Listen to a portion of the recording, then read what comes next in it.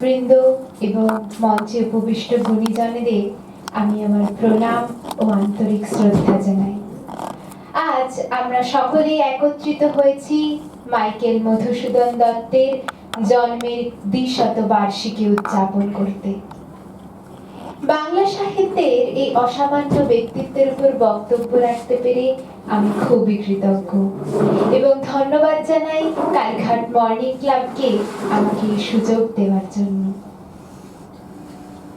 কবিগুরু রবীন্দ্রনাথ ঠাকুর বলেছিলেন, আধুনিক বাংলা কাব্য সাহিত্য শুরু হয়েছে মাইকেল মধুসূদন দত্ত থেকে। তিনি প্রথম ভাঙনের এবং সেই ভাঙনের ভূমিকার উপর গড়নের কাজে লেগেছিলেন খুব সাহসের সঙ্গে। কবিগুরুর এই মন্তব্য থেকে আমরা মধুসূদনের চরিত্রের আভাস পাই। মধুসূদন দত্ত নবজাগরণের উন্নত চেতনার অধিকারী ছিলেন। প্রথমেই বলা ভালো, আমাদের সকলের মধ্যেই মাইকেল মধুসূদন সম্পর্কে অনেক ভুল ধারণার প্রচলন রয়েছে। আমরা অনেকেই মনে করি যে তিনি বোধহয় খ্রিস্ট ধর্ম গ্রহণ করেছিলেন হিন্দু ধর্মের বদনামে। আবার অনেকে মনে করেন যে তিনি মেঘনাদ পদ কাব্য রচনা করেছিলেন ধারাবাহিক রামায়ণের সমালোচনা করতে। কিন্তু এই ধারণাগুলি যে কতটা ভুল সেটা আমরা মধুসূদন সম্পর্কে জানলে এবং পড়লে বুঝতে পারি। মধুসূদন দত্ত গোঁড়া কুসংস্কার আচ্ছন্নত মানুষের প্রতি বিরুদ্ধে কলম ধরেছিলেন। তিনি ইংরেজি শিক্ষিত নববাবু সম্প্রদায়ের উচ্চ শৃঙ্খলতার বিরুদ্ধে সমালোচনা করেছেন এবং এই কারণে এই দুই শ্রেণীর মানুষই তার বিরুদ্ধে বিরূপ মনোভাব প্রকাশ করেছে। কিন্তু সব সমালোচনা পেরিয়ে বাংলা সাহিত্যের এক উজ্জ্বল জ্যোতিষ্ক হয়ে উঠেছেন মাইকেল মধুসূদন দত্ত। বঙ্কিমচন্দ্র চট্টোপাধ্যায় মাইকেল সম্পর্কে বলেছিলেন, কাল প্রসন্ন ইউরোপ সহায় পবন বহিতেছে দেখিয়া জাতীয় পতাকা উড়াইয়া দাও, তাহাতে নাম লেখো শ্রী মধুসূদন। এই হলো এক কথায় মধুসূদনের পরিচয়। এমনই এক উজ্জ্বল প্রতিভার অধিকারী ছিলেন তিনি। 25শে জানুয়ারি 1824 খ্রিস্টাব্দে বর্তমান বাংলাদেশের যশোর জেলার কেশবপুর গ্রামে মধুসূদনের জন্ম। পিতা রাজনারায়ণ দত্ত ছিলেন ডাকসাইটে ব্যবহারজীবী এবং মা জাহ্নবী দেবী ছিলেন গৃহিণী। কিশোর বয়স থেকেই মধুসূদন খুব মেধাবী ছাত্র ছিলেন এবং পরিবারের সকলের নয়নের মণি ছিলেন তিনি। কিশোর বয়সে তার মায়ের কাছে পৌরাণিক কাহিনী, কাব্য এবং মহাকাব্যগুলি শুনতে শুনতে তার সেই কাব্য এবং মহাকাব্যের বিষয় ও চরিত্রগুলির প্রতি সখ্যতা গড়ে উঠেছিল এবং 1830 খ্রিস্টাব্দে তিনি বাংলার কলকাতার খিদিরপুরে তার পরিবারের সহিত চলে আসেন। মাত্র 9 বছর বয়সেই তিনি হিন্দু কলেজে ভর্তি হয়েছিলেন। সেখানে তার প্রথম আলাপ হয় ডিরোজিওর ছাত্রদের সঙ্গে। তাদের চিন্তাধারার প্রতি তিনি আকৃষ্ট হয়েছিলেন। এই হিন্দু কলেজেই গড়ে উঠেছিল তার ভাষা শিক্ষার প্রতি সখ্যতা। তিনি বাংলা ও সংস্কৃত ভাষার পাশাপাশি ইংরেজি এবং ফরাসি ভাষা নিয়েও চর্চা শুরু করেন। হিন্দু কলেজে পড়াকালীন ঠিক এই সময়টাই তার পরিবার তাকে এক কন্যার সাথে বিয়ে দিতে চাইলে তিনি রাজি হননি। বন্ধু গৌরদাস বসাককে লেখা চিঠিতে তিনি লিখেছেন তার বিয়ের প্রতি তীব্র অনীহার কথা এবং তার সহিত লিখেছিলেন, তুমি জানো আমার বিদেশ যাওয়ার ইচ্ছেটা এত গভীরে প্রথিত যে সেটাকে ক্রমে উপড়ে ফেলা সম্ভব নয়। সূর্য উঠতে ভুলে যেতে পারে, কিন্তু আমি আমার এই স্বপ্ন হৃদয় থেকে মুছে ফেলতে পারবো না। এই প্রসঙ্গে আমার মনে হয় যে আমাদের সকলের মধ্যেই নিজেদের জীবনকে গড়ে তোলার একটা স্বপ্ন থাকে, কিন্তু নানান কারণে আমরা সেই স্বপ্নের হত্যা করি। আমার মনে হয় যে আমাদের এই স্বপ্ন হওয়া উচিত আপন সন্তানের মতো। আমরা যেন এই স্বপ্নের হত্যা না করি, এটাই শিখিয়ে গিয়েছিলেন মাইকেল মধুসূদন দত্ত। বিদেশ যাওয়ার স্বপ্ন এবং ইংরেজি সাহিত্যের কবি হয়ে ওঠা, তার মনে হয়েছিল যে কোথাও এই স্বপ্নটি পূরণ করতে গেলে তাকে বুঝি খ্রিস্ট ধর্ম গ্রহণ করতে হবে। সেই কারণে মিশনারিদের কাছ থেকে প্রতিশ্রুতি পেয়ে তিনি খ্রিস্ট ধর্ম গ্রহণ করলেন এবং হয়ে উঠলেন মাইকেল মধুসূদন দত্ত। প্রথম থেকেই তিনি যেটাকে সঠিক বলে মনে করতেন সেটাকেই সবসময় নিষ্ঠাভাবে পালন করতেন। সেই কারণেই ধর্মান্তরিত হওয়ার পর বিশাল সম্পত্তির উত্তরাধিকারী থেকে তিনি বঞ্চিত হয়েছেন। প্রবল অর্থকষ্টের মধ্যে নিজের জীবন কাটিয়েছেন, কিন্তু কখনোই তিনি তার পরিস্থিতির কাছে মাথা নত করেননি। এবং শুধুমাত্র যে বিদেশ যাওয়ার ইচ্ছা কিংবা বিয়ের থেকে রেহাই তা নয়, মধুসূদন দত্ত খ্রিস্ট ধর্ম গ্রহণ করেছিলেন তৎকালীন সমাজে হিন্দু ধর্মের গোঁড়ামি কুসংস্কার আচ্ছন্নতা দেখে। তার মনে হয়েছিল যে খ্রিস্ট ধর্মে তিনি তার ব্যক্তির স্বতন্ত্র বোধকে রক্ষা করতে পারবেন। তিনি দেখেছিলেন যে ইউরোপের মানুষের গণতান্ত্রিক অধিকার স্বীকৃত। তিনি দেখেছিলেন যে তাদের জীবনধারায় স্বাতন্ত্র্য বোধ ও মর্যাদা আক্ষুণ্ণ। এরকমই একটি জীবনের তীব্র আকাঙ্ক্ষা থেকেই তিনি খ্রিস্ট ধর্ম গ্রহণ করেন। কিন্তু খ্রিস্ট ধর্ম গ্রহণ করলেও তার কাছে সব সময় মানব ধর্মই সর্বোপরি হয়ে উঠেছে। উদাহরণস্বরূপ বলি যে মাদ্রাসে থাকাকালীন তিনি মুসলমানদের হওয়া অত্যাচারের বিরুদ্ধে কলম ধরেছেন। দলিত সাধারণ সম্প্রদায়ের মানুষদের যখন যাজকরা জোর করে খ্রিস্ট ধর্ম গ্রহণ করাতেন তার প্রতি তীব্র প্রতিবাদ করেছেন মধুসূদন দত্ত। এবং ইংরেজ শাসকরা যখন জোর করে বাইবেল পড়াতে চাইতেন সেটিরও তীব্র সমালোচনা করেছিলেন মাইকেল মধুসূদন দত্ত। তার মানব ধর্মের পরিচয় সর্বোচ্চ আমরা তখন পাই যখন তিনি মৃত্যুশয্যায়। তাকে জিজ্ঞেস করা হয়েছিল যে কোথায় এবং কিভাবে তাকে সমাধিস্থ করা হবে। এর উত্তরে মধুসূদন দত্ত বলেছিলেন, মানুষের তৈরি চার্চের আমি ধার ধারিনি, আমি আমার স্রষ্টার কাছে ফিরে যাচ্ছি। আপনারা আমায় যেখানে খুশি সমাধিস্থ করতে পারেন, আপনার দরজার সামনে কিংবা কোনো গাছতলায়। আমার কবরের উপরে যেন গজিয়ে ওঠে সবুজ ঘাস। মধুসূদনের এইরূপ মন্তব্য থেকেই আমরা বুঝতে পারি যে তিনি তথাকথিত ধর্মের থেকে মানব ধর্মেই বিশ্বাসী ছিলেন। এই প্রসঙ্গে কবি নজরুলের কবিতার একটি লাইন আমার মনে পড়ে। তিনি বলছেন, মানুষের যে বড় নাহি কিছু, নহে কিছু মহিয়ান, নাহি দেশ কাল পাত্রের ধর্ম বিভেদ জাতি। এবার আসি মধুসূদনের সাহিত্য চর্চায়।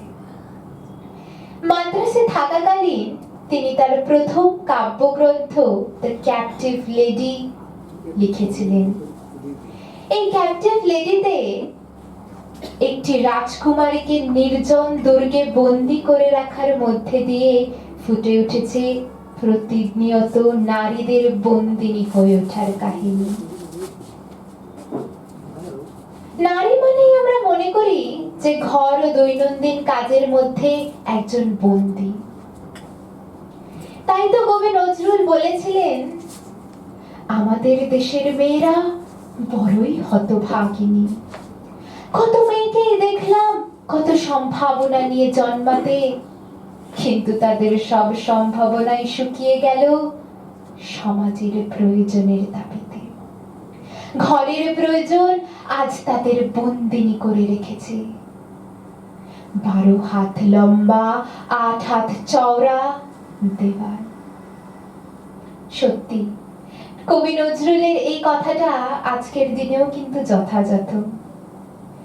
আমার মনে হয় ঈশ্বর সকলকেই আমাদের কোনো না কোনো সম্ভাবনা দিয়ে পাঠিয়েছেন। যেমন কেউ নাচে ভালো, কেউ গানে, কেউ খেলাধুলোয়। কিন্তু আমাদের যে সম্ভাবনা নিয়েই বড় হোক না কেন, বিবাহ নামক বন্ধনটি সকলকে আবদ্ধ করে রাখে। তাই তো বাবা মায়েরাও বলেন, অনেক হয়েছে ওসব, এবার সংসারটা মন দিয়ে করো। আমরা নারীরাই বা কেন এই কুসংস্কারের বেড়াজাল থেকে বেরোতে পারি না? আজ বর্তমান চিত্রটা পাল্টেছে। আজ নারীরা প্লেন চালাচ্ছেন, বাস চালাচ্ছেন, পুরুষের সাথে কাঁধে কাঁধ মিলিয়ে সহযোগিতা করছেন। কিন্তু কোথাও যেন আজও একটা ফাঁক রয়ে গেছে। আমরা কথাবার্তায় উন্নত, পোশাকে উন্নত, কিন্তু উচ্চতর মনের আধারে আমরা আজও উন্নত হতে পারিনি। এবার আসি মাইকেল মধুসূদন দত্তের লেখা একটি উল্লেখযোগ্য প্রহসন, বুড়ো শালিকের ঘাড়েরও। এই প্রহসনটি তৎকালীন সময় মঞ্চাভিনয় করার পক্ষে যথেষ্ট বিপজ্জনক ছিল। তার কারণ এই প্রহসনে তিনি সরাসরি আক্রমণ করেছিলেন জমিদার শ্রেণীকে। এই প্রহসনের মধ্যে দিয়ে বৃদ্ধ জমিদার ভক্তপ্রসাদ একজন যে শুধুমাত্র নির্মম অত্যাচারী প্রজাপীড়ক ছিলেন তা নয়, তিনি ছিলেন নামাবলী জড়ানো নিষ্ঠাবান ব্রাহ্মণ হয়েও একজন ভণ্ড। এই প্রহসনের মধ্যে দিয়ে মাইকেল মধুসূদন দত্ত ধর্মের নামে রক্ষণশীল ভণ্ডামীদের মুখোশ খুলে দিয়েছেন। অপূর্বভাবে তিনি এই প্রহসনে তুলে ধরেছেন দরিদ্র প্রজা হানিফ কাজীর সংঘাতকে। এই প্রহসন সম্পর্কে বলতে গেলেই আমার আজকের বর্তমান রাজনীতির চিত্রটা মনে পড়ে যায়। আজও এই পুঁজিবাদী মালিকানা সর্বোচ্চ প্রচলিত।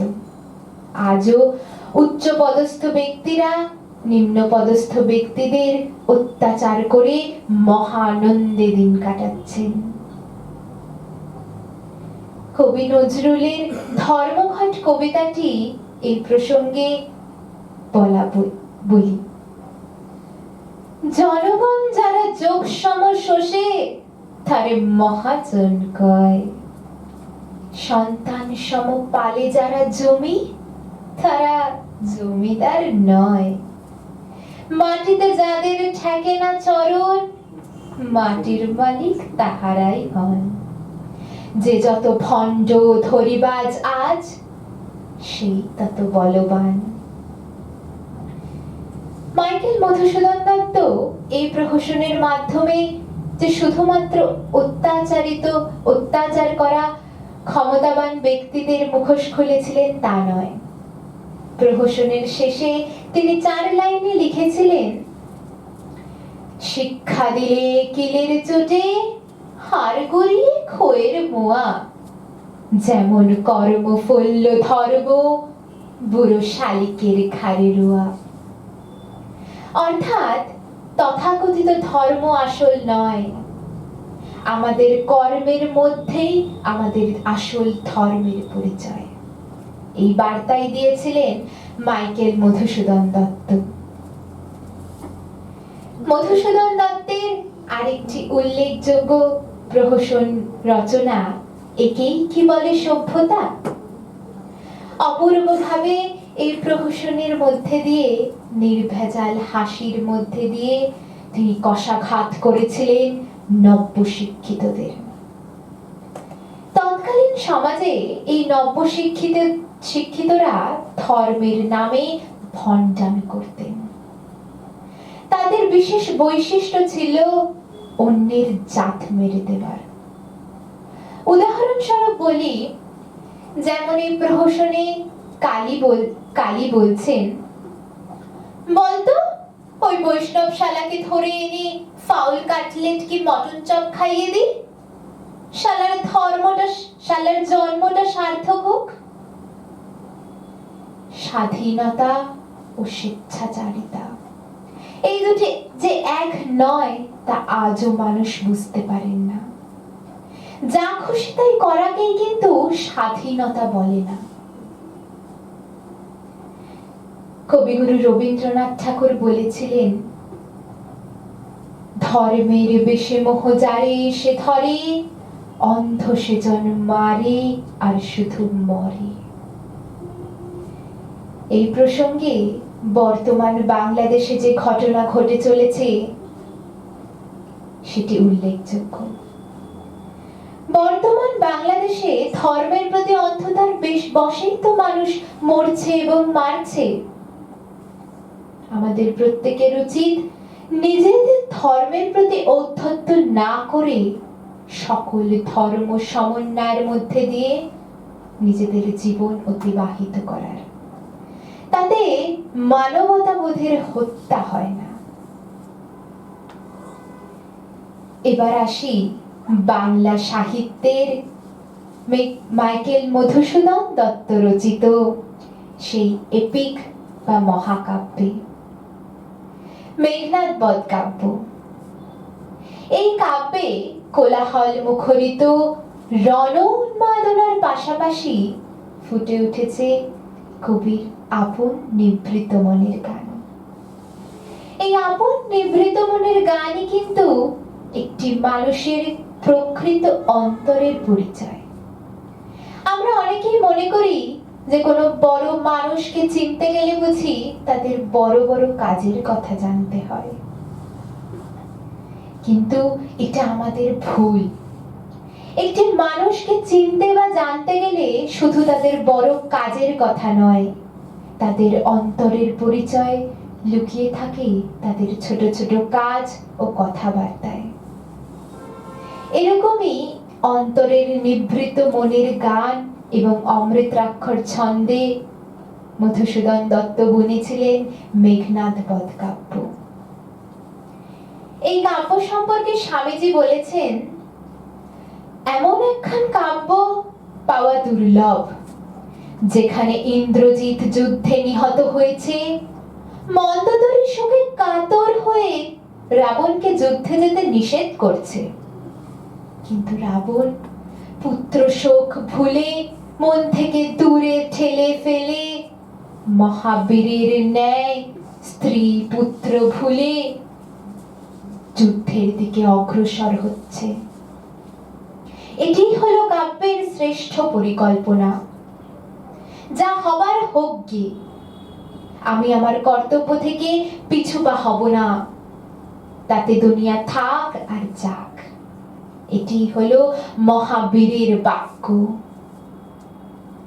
স্বামীজির এইরূপ মন্তব্য থেকে আমরা বুঝতে পারি যে এই কাব্যে রাবণ মহাবীরের পরিচয় দিয়েছেন। শত বাধা আসলেও তিনি তার কর্তব্য থেকে পিছু পা হননি। আমাদের সকলের এই থেকে শিক্ষা নেওয়া উচিত যে the duty of a man is greater than his emotion. কবিগুরু রবীন্দ্রনাথ মেঘনাদ বধ কাব্য সম্পর্কে বলেছিলেন, মেঘনাদ বধ কাব্য ছন্দেবদ্ধ বা রচনা প্রণালীতে নহে, ইহার ভিতরকার ভাব ও রসের মধ্যে একটা অপূর্ব পরিবর্তন দেখিতে পাই। ইহার মধ্যে একটা বিদ্রোহ আছে। কবি পয়ার বেরি ভাঙিয়াছেন। রাম রাবণ সম্পর্কে এতদিন হইতে আমাদের মনের মধ্যে যে একটা বাধাবাধি সৃষ্টি হইয়াছে, স্পর্ধাপূর্বক তাহার শাসনও ভাঙিয়াছে। এই কাব্যে রাম লক্ষণের থেকে রাবণ ইন্দ্রজিৎ বড় হয়ে উঠেছে। এই কাব্য সম্পর্কে অনেকে অনেক সমালোচনাও করেছেন। এই প্রসঙ্গে স্বামীজির সাথে শরৎচন্দ্র চক্রবর্তীর একটি কথোপকথন উল্লেখযোগ্য। স্বামীজি বলছেন, ওই একটা অদ্ভুত জিনিয়াস জন্মেছিল তোদের দেশে। এমন একখান কাব্য বাংলা ভাষাতে তো নাই, সমগ্র ইউরোপেও এমন একখান কাব্য যা পাওয়া দুর্লভ। স্বামীজির এই কথা শুনে শরৎচন্দ্র চক্রবর্তী বলেছিলেন, কিন্তু মহাশয়, মাইকেল বড়ই শব্দারম্ভর প্রিয়। তার উত্তরে স্বামীজি বলেন, তোদের দেশে কেউ কিছু নতুন করলেই তোরা তাকে তাড়া করিস। আগে ভালো করে শোন মানুষটা কি বলছে।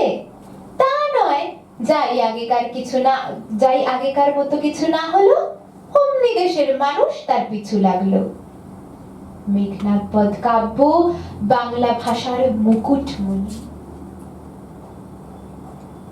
স্বামীজির এই কথাটা আজকের সমাজেও কিন্তু অত্যন্ত যথাযথ। আজকেও মানুষ আজকের দিনে দাঁড়িয়েও নতুনকে গ্রহণ করতে ভয় পায়।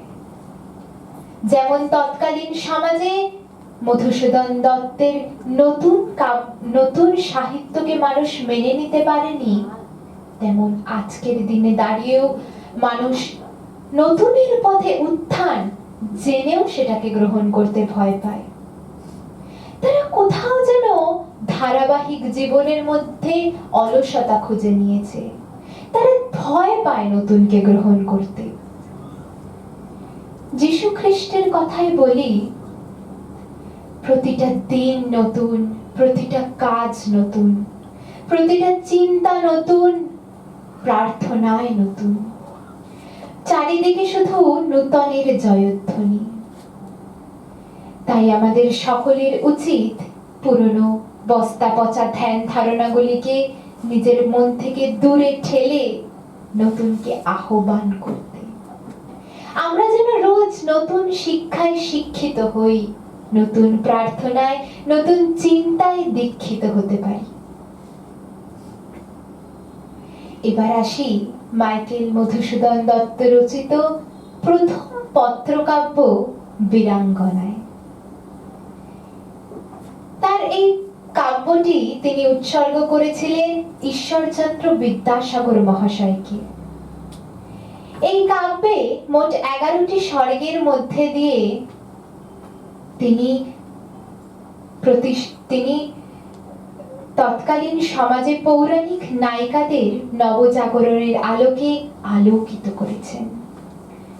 তিনি তৎকালীন সমাজে দাঁড়িয়ে এটা প্রমাণ করেছেন যে নারীরা কেবল পুরুষের ভোগ্য বস্তু নয়, তাদের ঐশ্বর্য, মাধুর্য যথার্থ পুরুষের সম মর্যাদার অধিকারী।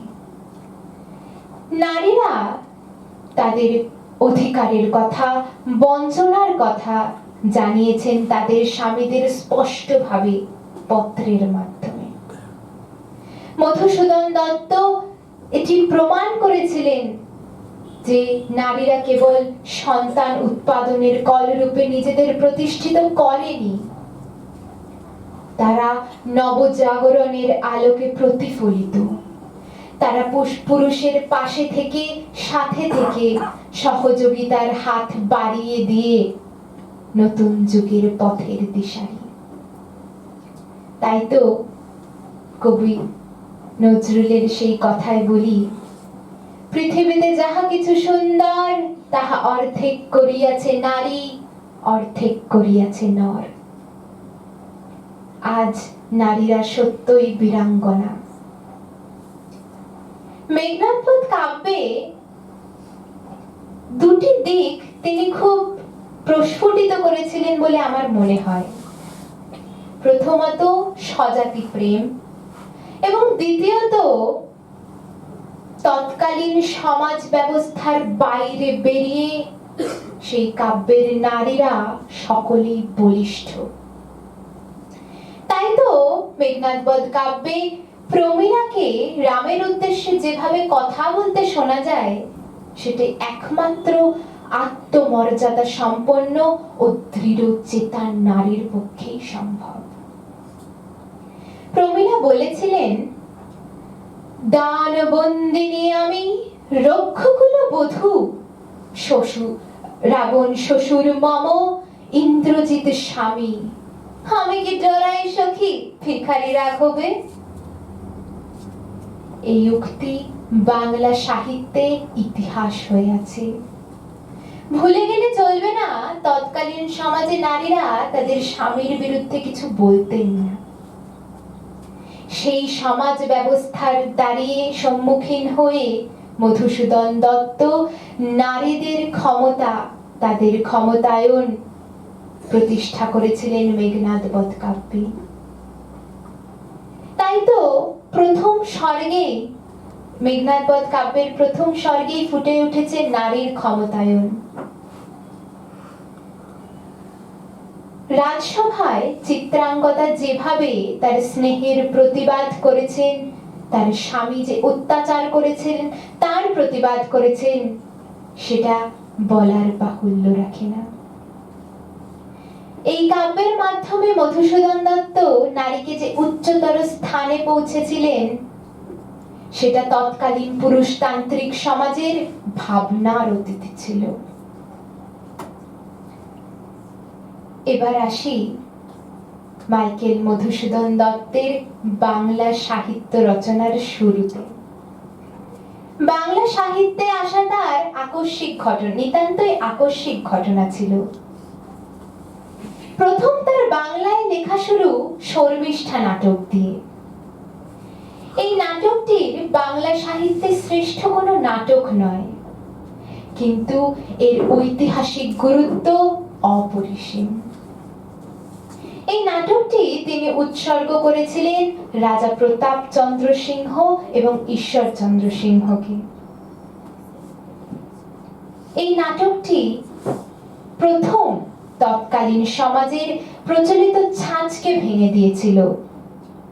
পৌরাণিক বিষয় ও চরিত্রগুলির সাথে চরিত্রগুলি নিলেও মধুসূদন দত্ত পৌরাণিক নীতিবোধের দ্বারা চালিত হননি। 1858 খ্রিস্টাব্দের 3রা সেপ্টেম্বর প্রথম বেলগাছিয়া রঙ্গমঞ্চে এই নাটকটি মঞ্চাভিনয় হয়। এই নাটকটির চরিত্রলিপি দেখলে আমাদের কাছে দুটি জিনিস পরিষ্কারভাবে প্রস্ফুটিত হয়। প্রথমত, তৎকালীন সমাজে রাজা এবং জমিদার এবং সমাজের বিভিন্ন গণ্যমান্য ব্যক্তিদের অভিনয় অংশগ্রহণ সাধারণ দর্শক মণ্ডলীকে বিশেষভাবে আকৃষ্ট করেছিল। এবং তার সহিত দ্বিতীয়ত, এই নাটকটিতে প্রত্যেকটি নারী চরিত্রেই পুরুষরা অভিনয় করেছিলেন। কারণ তৎকালীন সমাজে নারীরা প্রকাশ্য মঞ্চে অভিনয় করবে, এটা ভাবনার অতীত ছিল। পরবর্তীকালে এই ভাবনাকেই ভেঙেছিল শর্মিষ্ঠা নাটক। বেঙ্গল থিয়েটারের কর্ণধার শরৎচন্দ্র ঘোষ তার থিয়েটারের জন্য একটি নাটক লিখে দেবার অনুরোধ নিয়ে গেছিলেন মাইকেলের কাছে, এবং মধুসূদন দত্ত সেই নাটক লিখে দেওয়ার জন্য একটা শর্ত রেখেছিলেন। তিনি বলেছিলেন যে তার লেখা নারী চরিত্রগুলিতে যদি অভিনেত্রীরা অভিনয় করে তবেই তিনি নাটক লিখবেন। এই প্রস্তাবে রাজি হয়ে যান শরৎচন্দ্র ঘোষ, এবং এই পরবর্তীকালে এই প্রস্তাবটির বিরোধিতা করেছিলেন স্বয়ং বিদ্যাসাগর মহাশয়। কারণ তার মনে হয়েছিল যে তৎকালীন সমাজে তখনও সেরকম সচেতনতা গড়ে ওঠেনি যে এই ঘটনাকে তারা মেনে নেবে। তার মনে হয়েছিল এই ঘটনার দরুন মানুষ ভুল দিকে আকৃষ্ট হতে পারে। কিন্তু পরবর্তীকালে এই বিরোধিতাকে কিছুটা অগ্রাহ্য করেই প্রথম মঞ্চাভিনয় হয় শর্মিষ্ঠা নাটকটি অভিনেত্রীদের দ্বারা। অভিনয় করলেন অবিদ্যাপল্লীর 4 মহিলা, এলোকেশী, গোলাপ সুন্দরী, শ্যাম সুন্দরী ও জগত্তারিণী। এই 4 জন মহিলা বাংলা সাহিত্যে নিজেদের স্মরণাক্ষরের নাম লিখে গেলেন। আজকের সমাজে, আজকের চলচ্চিত্র জগতে নারীরা প্রযোজক, প্রোডাকশন, ডিরেক্টর, নায়িকা, গায়িকা সব রকম ভাবেই নিজেদের প্রতিষ্ঠিত করেছে। এই সব কর্মের সূচনাই হয়েছিল শর্মিষ্ঠা নাটকের মাধ্যমে। তাই এই শর্মিষ্ঠা নাটকটি বাংলার ইতিহাসে একটি গুরুত্বপূর্ণ নাটক। এবার আসি মাইকেল মধুসূদন দত্তের সনেট রচনায়। সনেট আসলে ইউরোপীয়, বিশেষভাবে ইতালীয় কিংবা ইংরেজি ভাষার বিশেষ বৈশিষ্ট্য সম্পন্ন ক্ষুদ্র কবিতা। এই সনেটের মূলে আছে ইতালীয়র সোনেত্তো। এই সোনেত্তো কথাটির অর্থ হলো গান। মাইকেল মধুসূদন দত্ত বাংলা ভাষায় প্রথম ছিলেন যিনি সনেট রচনা করেছিলেন। বঙ্গভাষা নামক সনেটটিতে তিনি বাংলা ভাষা তথা মাতৃভাষার যে রত্ন ভান্ডার সেটাকেই উপলব্ধি করেছিলেন। বিদেশি ভাষাতে নয়, বিদেশেও নয়। আমার মনে হয় যে একটি দেশের প্রকৃত সাহিত্য সৃষ্টি হতে পারে তার মাতৃভাষার মাধ্যমে। প্রসঙ্গত উল্লেখযোগ্য যে মাইকেল মধুসূদন দত্ত এককালে তার মাতৃভাষা বাংলাকেই ভুলে যেতে চাইতেন, অবজ্ঞা ছলে। কিন্তু পরবর্তীকালে তিনি সেই মাতৃভাষাতেই লিখলেন সনেট।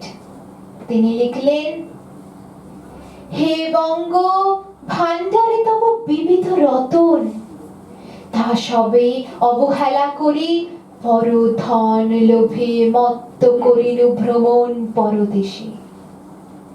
ওরে বাছা, মাতৃকোষে রতনের রাজি, এ ভিখেরি দশা তবে কেন তো রাজি?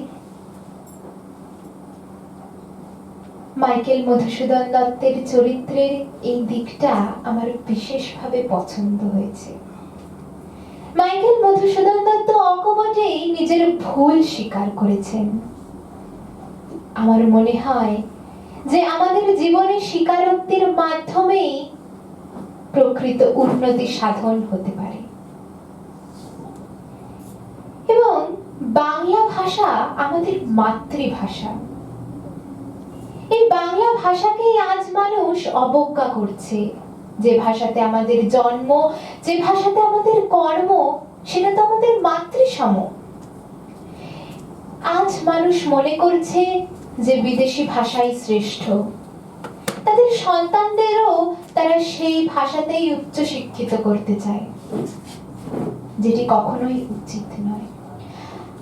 এই প্রসঙ্গে ভবানী প্রসাদ মজুমদারের বিখ্যাত কবিতার লাইন আমার মনে পড়ে। তিনি বলেছিলেন, বাংলা ভাষা নিয়েই নাকি হ্যাংলা প্যাংলা সবাই মুগ্ধ। বাংলা যাদের মাতৃভাষা, বাংলা যাদের মাতৃদুগ্ধ, মায়ের দুধের বড়ই অভাব, কৌটোর দুধ খাওয়াই স্বভাব। ওই দুধে তেজ তাকত হয় না, তাই বাংলাও আর হাসে না। জানেন দাদা, আমার ছেলের বাংলাটা ঠিক আসে না। আমরা সকলেই বাহ্যিক আবরণটাকে বেশি করে প্রাধান্য দিই, মনের অন্তরের পবিত্রতাকে নয়। মধুসূদন দত্ত যে তার ভুল স্বীকার করেছিলেন, এটি তার অন্তরের পবিত্রতার পরিচয় দেয়। এতক্ষণ এতক্ষণ আমরা মাইকেল মধুসূদনের সাহিত্য নিয়ে আলোচনা করলাম। এবার আসি তিনি মানুষ রূপে কেমন ছিলেন। মানুষ রূপে তিনি স্পষ্টবাদী এবং সাহসী ব্যক্তি ছিলেন। মাদ্রাজ হিন্দু ক্রনিকলে প্রকাশিত নেটিভ এডুকেশন নামে যে প্রকাশিত হয়েছিল প্রবন্ধটি, সেখানে দুই উপদেষ্টা শিক্ষা সম্পর্কিত বক্তব্যে বলেছিলেন শিক্ষা না দেওয়াই উচিত এবং যদি দেওয়া হয় সেটা ধর্মীয় শিক্ষা হওয়া উচিত। এরকম শিক্ষার তীব্র প্রতিবাদ করেছিলেন মাইকেল মধুসূদন দত্ত। তার মূল বক্তব্য ছিল যে the people of this country must be educated। অর্থাৎ তিনি বিশেষ কোনো শিক্ষার প্রতি বা ধর্মের প্রতি আনুগত্য দেখাননি, তিনি যে কোনো শ্রেষ্ঠত্বের দিকেই ঝুঁকেছেন। আমার মনে হয় একটি মানুষের সার্বিক শিক্ষা তখনই হয় যখন সে তার জীবন ধারায় সেটিকে প্রয়োগ করতে পারে। কবিগুরু রবীন্দ্রনাথ ঠাকুর বলেছিলেন, the highest education is that which does not merely give us information but which makes our life in harmony with all existence। অর্থাৎ আমাদের প্রকৃত শিক্ষা এবং উচ্চতর শিক্ষা সেটাই যেটা শুধুমাত্র আমাদের তথ্য দেয় তা নয়, যেটা আমাদের জীবন ধারায় পথ চলতে সাহায্য করে। এবার আসি মাইকেল মধুসূদন দত্তের জীবনের বহু প্রতীক্ষিত একটি ঘটনায়, তার বিদেশ ভ্রমণ। 1860 সালে তার পৈতৃক সম্পত্তি যাবৎ তিনি কিছু টাকা পেয়েছিলেন এবং ঈশ্বরচন্দ্র বিদ্যাসাগর মহাশয়ের প্রচন্ডভাবে সহযোগিতার কারণে তিনি বিদেশ যাত্রা করতে পেরেছিলেন। এখানে বলে রাখি যে ঈশ্বরচন্দ্র বিদ্যাসাগরের কাছে মাইকেল মধুসূদন দত্তের সার্বিক উন্নতি কাম্য ছিল। তাদের দুজনের চরিত্রের মধ্যে আমূল অমিল থাকলেও ঈশ্বরচন্দ্র বিদ্যাসাগর সব সময় ছায়ার মতো থেকে মধুসূদনের পাশে দাঁড়িয়েছেন।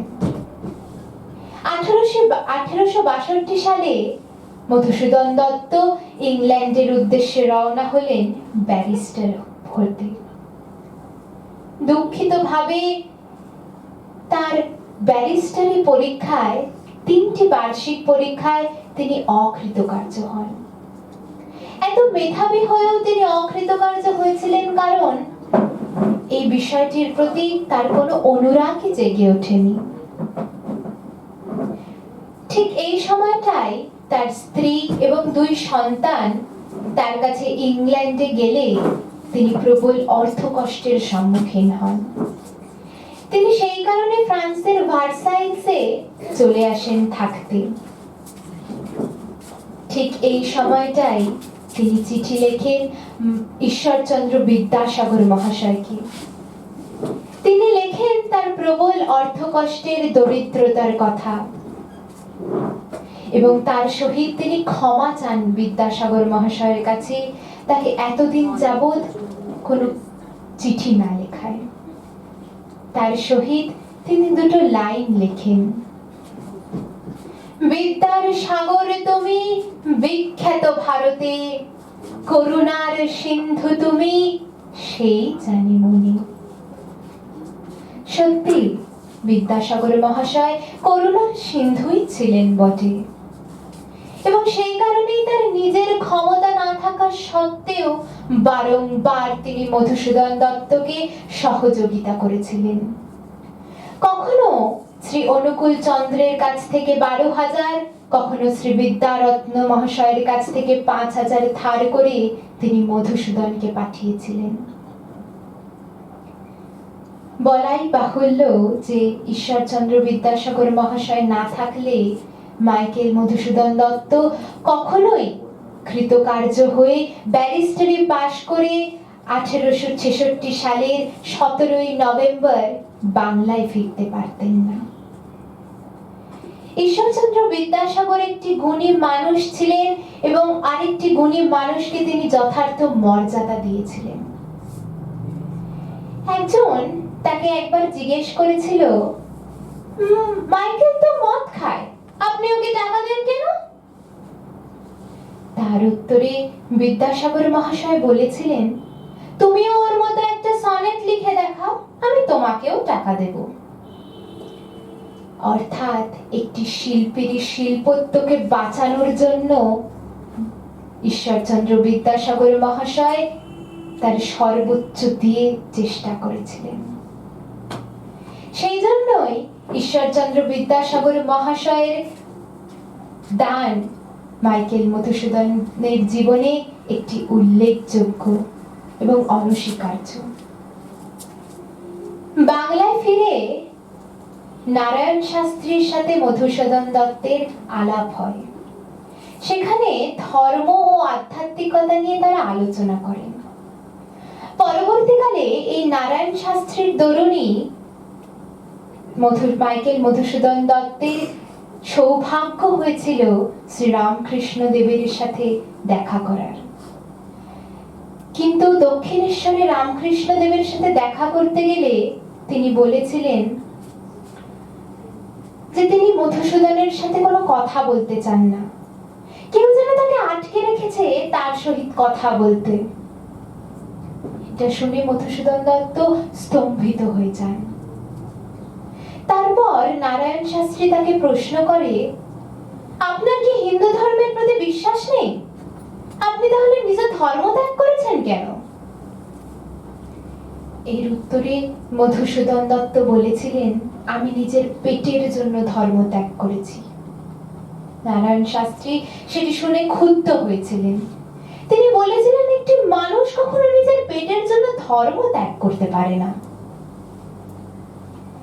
এরকম পরিস্থিতিতে শ্রীরামকৃষ্ণকে যে মেজাজ আটকে রেখেছিল কথা বলার জন্য, সেই মেজাজ তিনি দূর করে রামপ্রসাদী গীতি শুরু করেন এবং তার মধুর কণ্ঠে সেটি শোনান। মধুসূদন দত্ত সেটি শুনে মুগ্ধ হয়ে গেছিলেন এবং তিনি তার ভুল বুঝতে পেরেছিলেন। মধুসূদনের শেষ জীবন কেটেছিল কষ্টের এবং দরিদ্রতার মধ্যে দিয়ে। 1873 সালের 29 জুন মাত্র 49 বছর বয়সে মধুসূদন দত্ত মৃত্যুবরণ করেন। কলকাতার সার্কুলার রোডে তার সমাধি তৈরি করা হয় এবং মধুসূদন দত্তই প্রথম ছিলেন যিনি তার এপিটাফ লিখে গেছিলেন। এপিটাফ অর্থাৎ তার সমাধিস্থলে যে সমাধি বাক্য লেখা থাকবে। সেখানে তিনি লিখেছিলেন, দাঁড়াও পথিক বর, জন্ম যদি তব বঙ্গে, তিষ্ঠ ক্ষণকালে সমাধিস্থলে। জননীর কোলে শিশুলভ হয়ে যেমতি বিরাম, মহির পদে মহানিদ্রাতে দত্ত কুলোদ্ভব শ্রী মধুসূদন। অর্থাৎ যেই তার কবরের সামনে দিয়ে যাচ্ছেন সেই পথিককে তিনি বলছেন কিছুক্ষণ তার কবরের সামনে দাঁড়াতে। তিনি বলছেন যে একটি জননীর কোলে যেমন শিশু মহা শান্তিতে নিদ্রা নেয়, সেরকম ভাবেই মধুসূদন দত্ত ঘুমিয়ে আছেন পৃথিবীর কোলে। এতক্ষণ ধরে মাইকেল মধুসূদন সম্পর্কে আমি যা যা বললাম, অসিত কুমার বন্দ্যোপাধ্যায় খুব সুন্দরভাবে 3 কথার মধ্যেই সেটি বলেছেন। আমি সেটা বলেই আমার বক্তব্য শেষ করব। তিনি বলেছেন, যিনি ধূমকেতুর মতো বিরাট পুচ্ছ তারণায় বাংলার আকাশ ও মৃত্তিকাকে ভীত সংকুচিত করে তুলেছিলেন, তিনি মাইকেল মধুসূদন দত্ত। যিনি স্বধর্ম ত্যাগ করেছিলেন কিন্তু ভারতের সংস্কৃতিকে ত্যাগ করেননি। মাইকেল যিনি তখন নবজাগ্রত মহাক্ষুধার খাদ্য অন্বেষণ, নব্য প্রমেথুস জ্বলন্ত মশাল নিয়ে দিগদাহ সৃষ্টি করেছে। সেই প্রমেথুস তত্ত্বকুলোদ্ভব কবি শ্রী মধুসূদন।